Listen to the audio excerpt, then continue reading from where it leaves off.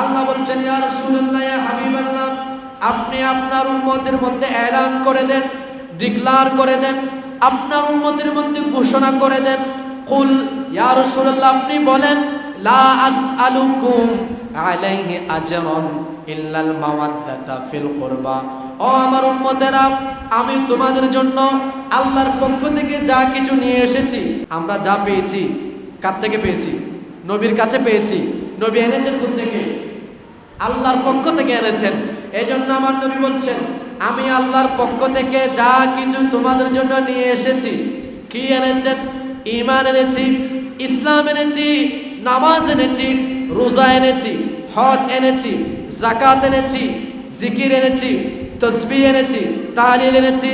আল্লাহর পক্ষ থেকে তোমাদের জন্য যত নিয়ামত আমি নবী এনেছি, কোনো কিছুর বিনিময়ে বদলা আমি তোমাদের কাছে চাই না। শুধুমাত্র একটা জিনিস চাই, সেটা হলো ইল্লাল মাওয়াদ্দাতা ফিল কুরবা। আমি নবীর আহলে বাইত যারা, আমি নবীর পরিবার যারা, যারা আমি নবীর সাথে সম্পর্ক, আমি নবীর নিকট আত্মীয় যারা আছে, আমরা তাদেরকে ভালোবাসবা, তাদেরকে মহাব্বত করবা। এই জিনিসটা একমাত্র আমি নবী তোমরা উম্মতের কাছে চাই। সুবহানাল্লাহ বলেন, আর একটু জোরে বলেন সুবহানাল্লাহ। শুধু তাই না, আমার নবী হাদিসে পাকের মধ্যে বলেন, আহিব্বুল্লাহ, তোমরা আল্লাহকে ভালোবাসো। কেন ভালোবাসবো যদি প্রশ্ন করি, ইয়া রাসূলুল্লাহ, ইয়া হাবিবাল্লাহ, আল্লাহকে কেন ভালোবাসবো? আমার নবী বলছেন, লিমা ইয়াকযুকুম, আল্লাহ তোমাদেরকে খাওয়াচ্ছেন। জোরে বলেন না সুবহানাল্লাহ। আমাদেরকে খাওয়াচ্ছেন কে? একটু আল্লাহর আওয়াজটা বড় করে বলতে পারবেন না কে? আল্লাহ আমাদেরকে খাওয়াচ্ছেন। আমার নবী বলছেন, আল্লাহকে ভালোবাসো।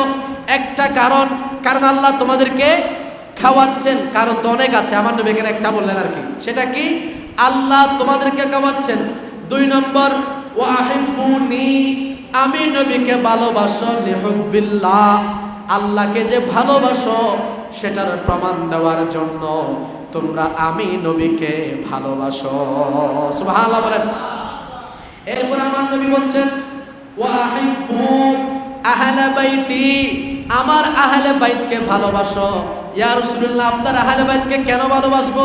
আমার নবী বলছেন, লিহুব্বি, আমি নবীকে যে ভালোবাসো সেটার প্রমাণ করার জন্য আমার আহলে বাইতকে ভালোবাসো। সুবহানাল্লাহ বলেন। আমার নবীর আহলে বাইত ভালোবাসতে হবে কিনা?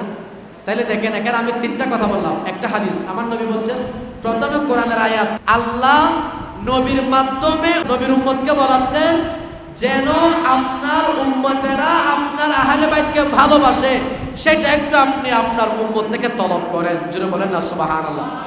1 নাম্বার। আবার আমার নবী হাদিসে বলছেন, আহিব্বুল্লাহ, আল্লাহকে ভালোবাসো, লিমা ইয়াকযুকুম, আল্লাহ তোমাদেরকে খাওয়াচ্ছেন। তো আল্লাহকে যে ভালোবাসো সেটার প্রমাণ দিতে হবে না? বলে সেটার প্রমাণ দেওয়ার জন্য আমি নবীকে ভালোবাসো। জোরে বলেন না সুবহানাল্লাহ। আবার আমি নবীকে যে ভালোবাসো সেটারও প্রমাণ দিতে হবে।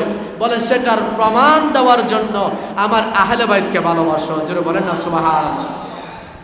একটা জিনিস খেয়াল করেন, আমি এই হুজুরকে ভালোবাসি, এই মুরব্বীকে ভালোবাসি, ওনার সন্তানদেরকে কি আমি ঘৃণা করব? ওনাদেরকে ভালোবাসি না, ওনাদের সন্তানদেরকেও ভালোবাসবো। তা আমার নবী এটা বলছেন, আমাকে যে ভালোবাসো সেটার প্রমাণ করার জন্য আমার আহলে বাইতকেও ভালোবাসো, মহাব্বত করো। জোরে বলেন না সুবহানাল্লাহ। তাইলে নবীর আহলে বাইতকে ভালোবাসতে হবে কিনা?